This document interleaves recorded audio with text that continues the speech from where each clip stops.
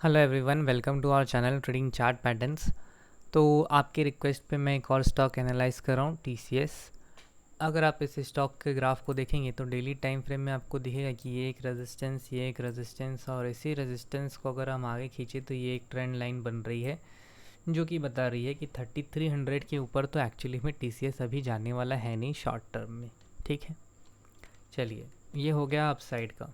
अब हम लोग देखते हैं लोअर साइड का। तो अगर आप टीसीएस के ग्राफ को देखो तो ये कैसे गिर रहा है, लो बनाया फिर गिरा, फिर लो बनाया फिर गिरा, low low lower high lower low बनाते हुए एक बार अटेम्प्ट किया था, बट फिर से सेलर आ गए। प्राइस अभी नीचे के लेवल पे ट्रेड करता हुआ दिखाई दे रहा है। आप यहाँ पे 2 दिन 3 दिन से देख रहे हो कि इसमें बाउंस देखने को मिल रहा है, बट फ्रेंड्स एक्चुअली में ये बाउंस नहीं है।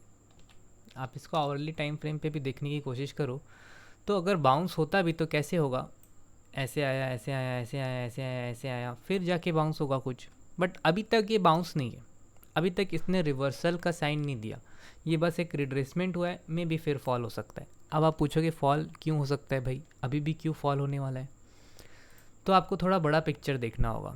देखो, पहले इसके 3 मंथ के चार्ट को देखो, क्या किया था स्टॉक ने। 3 मंथ के लो को ब्रेक किया और तब से 3 मंथ का हाई ही रेजिस्टेंस बन गया। ये जो लो था यही रेजिस्टेंस बन गया। अब लो क्या था, तो लो था 3385 3391, मतलब कुल मिला के मान लो 3390 के आसपास का 3400 रेजिस्टेंस है। स्टॉक 3428 से गिर रहा है, आपके सामने है। आप इसको 1 वीक के टाइम फ्रेम में आओ और लगा दो, कौन सा रेजिस्टेंस बन रहा है आपको क्लियरली खुद ही दिख रहा होगा ना कि यही एक रेजिस्टेंस है। इस रेजिस्टेंस के आसपास आया और इसने बियरिश अबेंडेंट वे भी बना के फॉल दिखा दिया। अब आप सोच रहे हो तो फॉल दिखाया तो अब कहाँ जा सकता है, राइट? तो आप गौर से यहाँ पे देखिए, मैं रीसेट करता हूँ चार्ट। देखो, स्टॉक कभी भी अपने सपोर्ट के पहले नहीं रिवर्स होके जाएगा। अगर वो बीच से रिवर्स होके जा रहा है उसको छोड़ दीजिए, उसको वापस वहीं आना है। एग्जाम्पल ये आपको दिख रहा है, एक गैप है यहाँ पे टीसीएस में, एक गैप है, ठीक है, विच मीन्स अराउंड 2530 के आसपास एक गैप है। इसने जब ये ब्रेकआउट दिया, एक एक्सपेंशन किया, फिर रिट्रेस हुआ, फिर ऊपर गया, फिर रिट्रेस हुआ, फिर ऊपर गया, फिर रिट्रेस हुआ, फिर ऊपर गया, फिर रिट्रेस रिट्रेस रिट्रेस, ऐसे हेड एंड शोल्डर बना के ये गिर रहा है। तो अब पहले तो आप निकालो कि हेड एंड शोल्डर का टारगेट है कितना।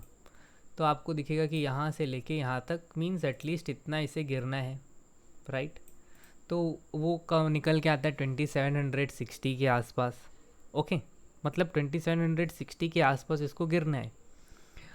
और अभी तक गिरा कितना है, 2900 के आसपास गिरा है। मीन्स अभी इसमें फॉल बाकी है, जेन्युइनली अगर देखो तो, राइट? फॉल इसमें बाकी है। अब आप इसमें दूसरा चीज़ देखो, वो मैं आपको दिखाना चाहूँगा। देखिए, ये लो जो था, स्टॉक हाई लगाया, यहाँ आके रिट्रेसमेंट लिया और ऊपर चला गया। अभी आपको लग रहा है कि रिट्रेसमेंट हो गया, वापस रिवर्सल हो सकता है, ठीक है?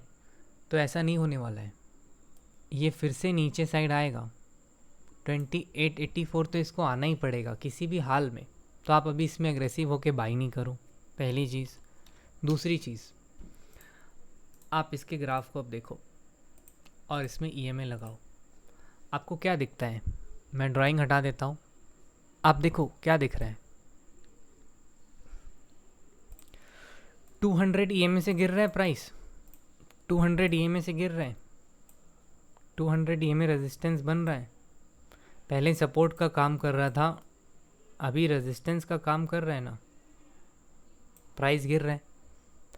और जब तक प्राइस रिवर्स नहीं होगा, रिवर्स मीन्स 200 के ऊपर नहीं जाएगा, तब तक मेजर इसमें स्ट्रेंथ आएगा नहीं, राइट? नॉर्मली अगर देखो तो, या फिर अगर आप बॉटम खोजने की कोशिश करो तो अब बॉटम कहाँ है, चलो यही खोज लेते हैं। बॉटम अगर खोज रहे हैं तो बॉटम ही खोज लेते हैं। तो डेली में तो 200 के नीचे काम कर रहे हैं, तो अब कहाँ जाएंगे हम लोग? वीकली में। तो वीकली में कहाँ है बॉटम? देखिए, वीकली में 200 ईएमए का लेवल क्या आता है, 2820 के आसपास। तो क्या आपको ऐसा लगता है कि बीच से ही रिवर्स हो जाएगा? नहीं, ये ऊपर जाएगा भी तो भी एक बार नीचे आ जाएगा।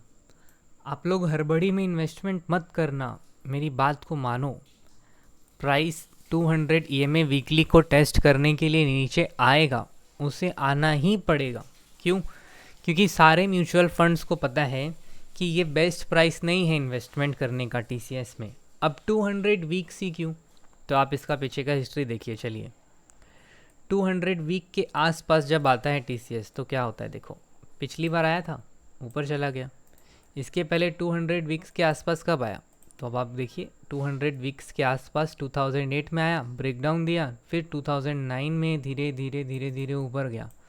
अभी कोविड के टाइम पे देखो, कोविड के टाइम पे 200 वीक्स के आसपास आया और यहाँ से 1700 से कोई स्टॉक 4000 हो जाए तो आप अपना लॉजिक लगाओ, दिमाग लगाओ और अपने आप से सवाल पूछो कि किसी चीज़ का प्राइस अगर 1700 1800 से 4000 हो गया है तो क्या उसका बिजनेस इंक्रीज़ हुआ? क्या उस कंपनी का प्रॉफिट इंक्रीज़ हुआ? क्या उस कंपनी का सेल्स इंक्रीज़ हुआ? ऐसा क्या हुआ जिसके वजह से ये प्राइस इतना इंक्रीज़ हो गया? तो आपको पता चलेगा सिर्फ और सिर्फ बड़े प्लेयर का इन्वेस्टमेंट था बोल के प्राइस ऊपर भाग रहा था। और जब प्राइस यहाँ पे पहुँच गया तो उन्होंने एग्ज़िट करना स्टार्ट कर दिया और रिटेलर लोग बेवकूफ़ जैसे ख़रीदने लग गए कि 4500 हो जाएगा, 4500 चला जाएगा। ऐसा कुछ नहीं होने वाला। प्राइस बिना 200 EMA टेस्ट किए जाने वाला नहीं है, बिना ये वाले लेवल को टेस्ट किए जाने वाला नहीं है, विच मीन्स अराउंड 2885, मतलब 2900 तो इसको आना ही है। तो आप क्या करेंगे? प्लान क्या है? प्लान ये है कि 2900 के आसपास आया तो पहला इन्वेस्टमेंट वहाँ करेंगे, नीचे अगर और आया तो दूसरा इन्वेस्टमेंट हम लोग यहाँ करेंगे 2500 के आसपास। अगर उसके भी नीचे आया तो तीसरा इन्वेस्टमेंट TCS में हम लोग 2300 के आसपास करेंगे। तो इस 3 लेवल पे आप TCS में इन्वेस्टमेंट करने का सोचो। अभी हड़बड़ी करके नहीं कूदो। ये हो गया नॉर्मल ग्राफ देखने का तरीका। अब आ जाओ, मैं आपको थोड़ा सा वो दिखाता हूँ, MACD RSI, ठीक है? तो इसको ज़रा सा गौर से देखिए। स्टॉक रिवर्स कब होता है? 30 पे आया, 30 पे आया, 30 पे आया, 30 पे आया, 30 पे आया, 30 पे आया। कितनी बार 30 पे आ गया पिछले एक साल में? 1 2 3 4 5 6 7 बार आ गया, ठीक है? 7 बार कोई स्टॉक 30 पे आ गया, which means what? Which means simple कि भाई प्राइस नीचे साइड जाने में ज़्यादा इंटरेस्टेड है रैदर देन गोइंग ऊपर। अगर ऊपर साइड जाना होता तो ऊपर साइड के RSI को बार बार हिट कर रहा होता, नहीं, लेकिन प्राइस तो नीचे साइड के RSI को हिट कर रहे हैं। सो प्राइस यहाँ पे स्ट्रेंथ शो नहीं कर रहा है। आपको अगर लग भी रहा है कि यहाँ पे स्ट्रेंथ है तो नहीं, एक्चुअली में यहाँ पे कोई स्ट्रेंथ नहीं है। यहाँ पे सिर्फ इंट्राडे में आपको एक अप मूव मिल जाएगा, फिर वापस सेल ऑफ आ जाएगा, 1 दिन 2 दिन के बाद फिर अप मूव मिल जाएगा, फिर सेल ऑफ आ जाएगा। क्यों? प्राइस को अगर नीचे जाना है तो वो धीरे धीरे धीरे धीरे स्मॉल कैंडल्स में भी नीचे जाएगा और ऐसे रिवर्सल नहीं आता है प्राइस में। प्राइस में रिवर्सल आने का एक टेक्निक है, RSI का एक टेक्निक है। ऐसे प्राइस रिवर्स नहीं होगा। ऐसे छोटा छोटा छोटा छोटा कैंडल बना के प्राइस रिवर्स होना होता तो अभी तक हो चुका होता। ये छोटे कैंडल्स में रिवर्सल नहीं देगा प्राइस अगर रिवर्स होता है तो एकदम शार्प 3% 4%, देखो ऐसे रिवर्स होता है, ये रिवर्सल होता है। ऐसे रुक रुक के रिवर्सल नहीं करेगा प्राइस, ठीक है? और अभी तो शॉर्ट है, अभी तो इसमें लो का शॉर्ट पोजीशन है। ये जितना एक्सपैंड होके रखेगा EMA उतना शॉर्ट है लोगों का। पहले देखो यहाँ पे एक साइड में बंच था, उसके बाद एक गिरावट आने चालू हो गया, तो देख रहे हो ये एक्सपैंड होता जा रहा है।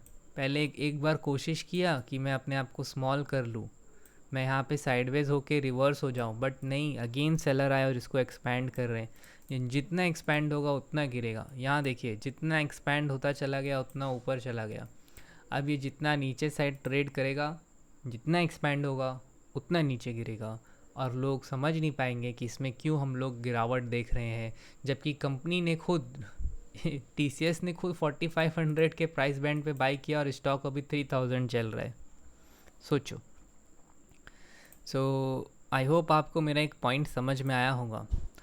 आप पूछोगे कि इन्वेस्टमेंट कहाँ करना चाहिए, तो मेरी यही राय है, थोड़ा सा वेट करो, नीचे आने दो, 2890 के आसपास, 2900 के आसपास पहला इन्वेस्टमेंट करो।